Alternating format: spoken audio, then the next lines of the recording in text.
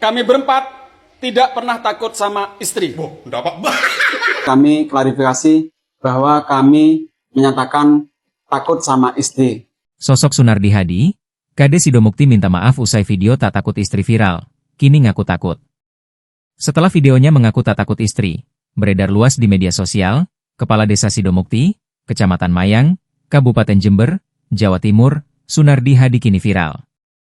Sunardi bersama 3 perangkat desa lainnya, mengaku tidak pernah takut kepada para istri dalam video tersebut. Sunardi kemudian mengunggah video klarifikasi yang berisikan permintaan maaf dan meralat pernyataan sebelumnya tak lama kemudian. Sunardi meminta pihak-pihak yang telah menyebarluaskan videonya untuk segera menghapus. Sebab, ia dan rekan-rekannya mengaku terkena dampak buntut viralnya video itu.